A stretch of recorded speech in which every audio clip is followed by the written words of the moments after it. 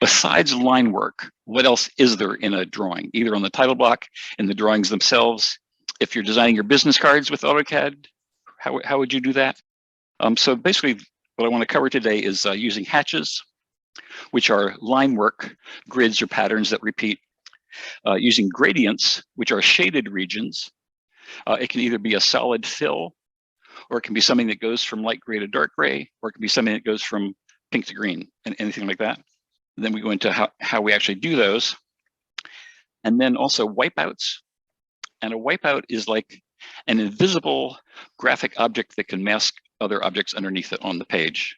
If you need to turn off something for a particular stage of a drawing, you can use a wipeout just to hide it without actually erasing it. Probably not till Monday we'll get to the idea of using text as a graphic object. We talked a little bit about polylines that can change their width as they move across the page. We'd like actually to start with what's the last thing on the page, which is using images, bringing images into your drawing, whether that's on the title block, like a logo, or a before picture to show somebody where to knock stuff down. So I think I'll start there at the bottom of page 3 with images. And it could well be that on a title block or on a sheet, I would like to show what we're starting with in this room. And instead of drawing it or something, I just like take a picture, drop it in there to be able to clearly explain to the mason or the painter, whoever, just what is happening. So I want to put like a before picture down here. And oh, here's something. You notice when I moved my window, my plan, that the callouts didn't go with it, because they're just objects here in paper space as well. So I'll really Control Z, move window. And then they all move together and stay in the same relationship. Otherwise, they'll end up pointing at the wrong walls. One thing about images when you bring them into AutoCAD is AutoCAD doesn't actually insert the image itself into your file. It's not like Word, where once it's in there, it's in there. Images are linked. So if I go to over to Insert, and that would be under Attach. I think just on my desktop, I've got something worth looking at. Oh, Fireplace Before. Open. And it's asking me this thing called path type. That's where AutoCAD should go look for this image the next time I load the drawing. I would just always leave it on relative path for the time being. Okay, I can put it in here and scale it any way I want. And then on top of that, I might do some Q leader.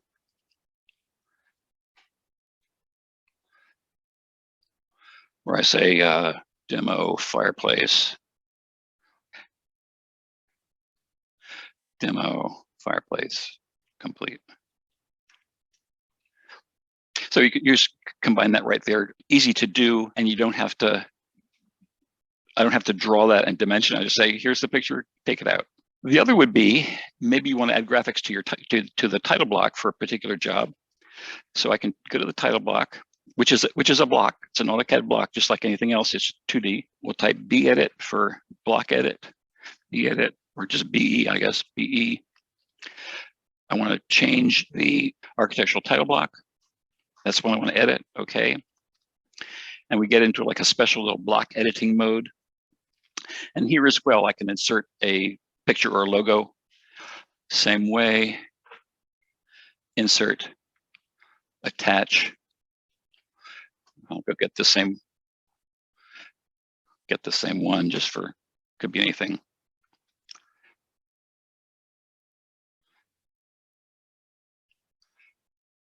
So imagine that's my logo or a picture of the Louisville skyline or something. And I'll say, if I say close block editor, it'll say, do you want to save it? And I say yes. So there's that, and it's not just in that title block, but it's in every instance of that title block. So it becomes on all your sheets. So if you're doing your own initials for your design firm or something, that can all be there. A couple of things about it. These will always show up with a frame unless you tell AutoCAD not to put it on a frame.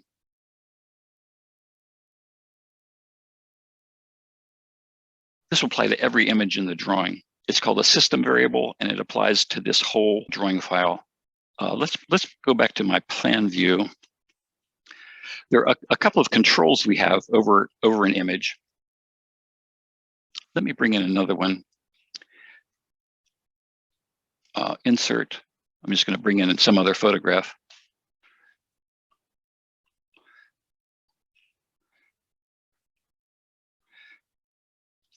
And you notice that in AutoCAD, anything that's opaque, like a photograph, the most recent one will sit visually on top of the ones that came in earlier. So if I move this photograph, I can't move it because image frame is set to 0. So that would be something you do at the very end. Actually, I think that's a good reason to use image frame equals 2, so you can grab it and move it and stretch it and all that kind of stuff, but it won't plot if that's your desire. So image frame.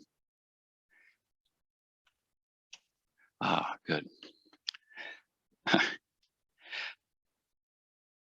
So here's this one. The newest one is on top of the other one. If we want to move this one on top, we can select it. And so draw order. And so that one that's at the back now, I want to bring to front. And so that'll start letting me stack those. I've got 3 things right now. I've got the piece on the bottom, I've got the piece of text. I think above that, I've got this, and above everything, I've got that. If I want to have the text come back up on top, I then use a draw order to it and bring it to the front. And you can also pick individual objects to bring it over. It gets kind of complicated, but I'm just going to bring that to the front. Draw order, bring to front. Yeah. Oh, that's because these are 2 separate things. I need to bring the arrow to the front. That's no fun. Okay, there we go. So take some playing around to understand just what the options are, but it's pretty cool. We can also control the intensity of color and also the degree of transparency in images. If you need to have an image lightly overlaid on something or other else, we can do that.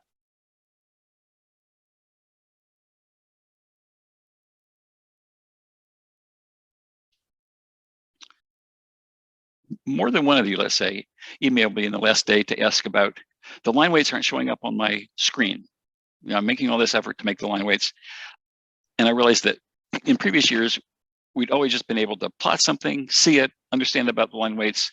And as a rule, you see them when it's plotted, but not on the screen. We just let colors suffice for that to give you a clue that the blue is going to be heavy and the orange is going to be light and the gray is going to be even lighter. Without that background, some of this didn't make sense. And when we get the plotter, then we'll really address those issues of line weight and stuff, but don't worry about it right now.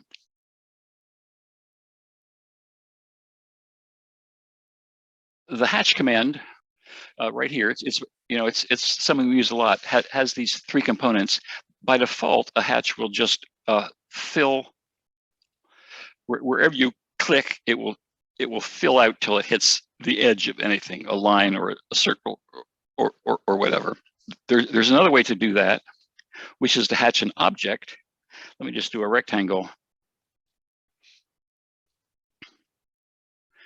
And if I go to hatch, we can pick an internal point, which is the default. It's just, I can just pick inside there, or I can select some objects. I'll just select an object, pick it, and hit enter. So just a different way of going about it. But you might use that if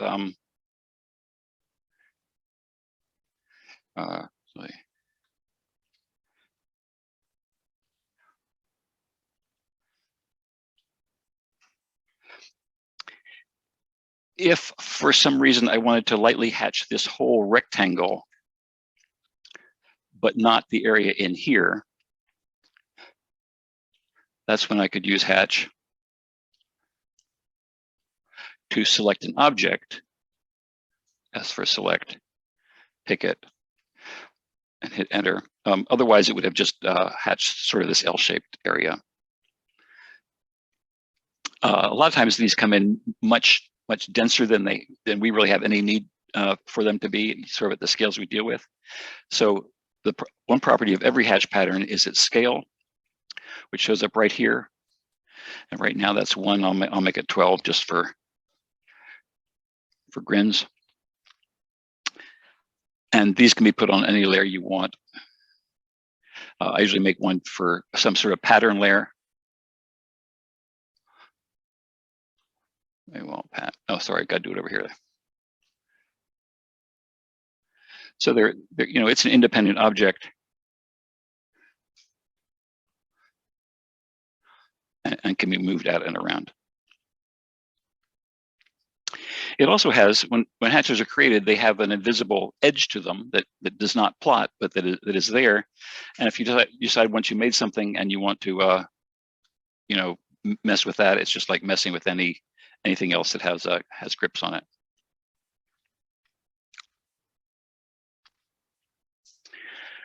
So these were sort of that's just like a generic hatch. We do have the ones solid, these angles that look sort of like little shadowed tiles. The NC31 is even lines. NC32 is the one used for steel, and then there's just lots of others. Standard bricks. Let's take that back down to 1. Scale of 1. And so these will be 8 inches long, and 3 of them is 8 inches high. So that was working, but that other one was not. And then some things are sort of semi-representational. If you cut, the idea is you cut through a piece of concrete, you'd be cutting through a bunch of little pieces of stone in there, and that's what's sort of represented by the triangles, and then the little dots sort of where the sand or the smaller stuff goes. And then I guess the only thing I like to show you here also, we can scroll down to, there's some wood grain ones when we get to that point, but there's a lot here. Parquet floors, if you want to start doing that on your floors. Cedar shakes, brass. These are just, okay, so I would have to change the scale up to that appropriate to the drawing size. Used for mapping the swamp. This is funny. These little tiny sprigs of swamp grass, and that's really what the geodetic survey people use for their maps. Hexagons, honeycomb, Escher. Anyway, fun stuff. Here's another one used for earth, and that's just a generic way to indicate that this is the undisturbed earth down underneath everything. If you're cutting a building foundation, this is what you would have down underneath that. If you want to do something like a little impression of roundedness in an elevation, for instance, a cylinder in elevation, instead of a hatch pattern, we can pick a gradient. Again, I'll pick the inside there. And you see we have a couple different options now. Let's start with where the color it starts from and goes to. Yeah, I'm going to start it from green and take it to dark green. Or something quite different. Let's take it to blue over there. And we also have a control over where the colors are. A couple different ways. Oh, I see. Those are just these are just different hatch patterns. Got it. All right. Up here on that same menu. So, depending on how you have these colors defined, that could be something that's getting lighter as it goes around to the back, or darker as it goes around to the back with different colors of gray. Same kind of thing there. And this might end up being a very subtle background on your whole title block or something rather. Could be any number of, you're the designers. I just want to show you the tools that are available to you in this program without even having to go to Photoshop or PowerPoint or something. There's also a solid fill. I think that's just right up the very first one. Yeah, just solid. Zoom in as much as you want. It never changes. Lines never show up, and that can have any color that you want as well. These can be stretched. That's really just a lot like moving their grips. It's the same deal. A couple of reasons to use these, besides just visual effect, We can use them to represent actual materials, like concrete or wood grain that looks something like what they are, or schematic ones like this for steel. I mean, steel looks nothing like that, but that's just become an accepted convention. We can use these on a plan, for instance.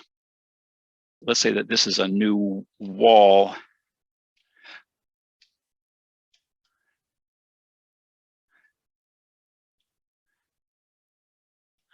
We might just want to fill in the walls that are going to be new in this, just to really call everybody's attention to that. So phasing, we could do hatched lines for ones that are coming out, and solid lines for the ones that are going in. As long as you're consistent and explain what you're doing with a graphic key in the drawing, you can do it any way you want. It's good to look at a drawing set from somebody's previous project to get us just a sense of how that works. I wouldn't expect walls like this to be ones I'm demolished, and ones that I'm lighter hatch are the ones that are new.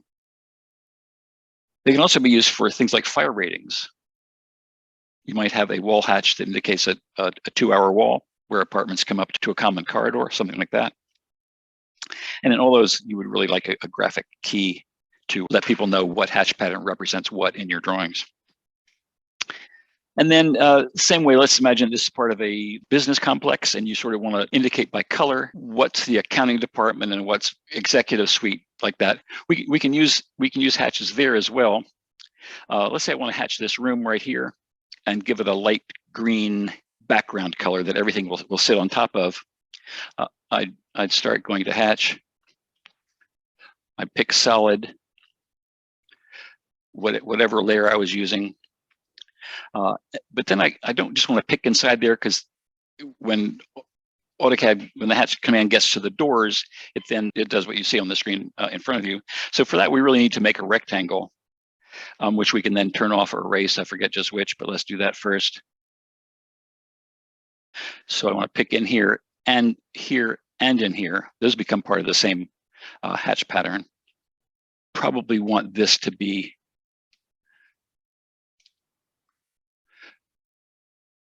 a little transparent as well.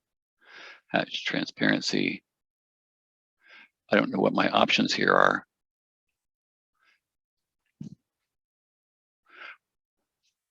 Hatch transparency, make that be 10.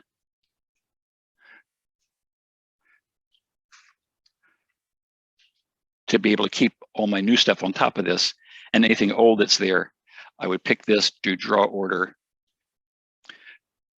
and say send to back. So it's just always the bottom one, and anything we draw or anything new or anything that was there originally will be on top of that, so we can see them clearly. So I do a color key that say this color. It's hard to see on this black background. Let me just kick around to get a little better sense of what this is going to look like on I'm going to make this I'll just kick it up to white. Okay. Hi. Okay. So that gives you a much clearer sense of what you're actually working with once we get it printed or brought into PowerPoint or something rather. And so, green would be accounting and red would be, sales or something like that. And again, you need a color key made just the same way, some rectangles with some fills, and then the words accounting, sales, whatever. A little jumping around a little bit, but that gives you a sense of how those work. If you want to put your flooring in lightly, that's a thought. I found that when I do that and try to put the floors in, it can be kind of a pain, because then when you go to pick anything in the room, you end up picking the floor instead. So that's a case where I would do the hatch on a layer, a floor pat or something or other, and then lock that layer so that AutoCAD will just ignore it when it's selecting things. Okay, let's go to Cherokees.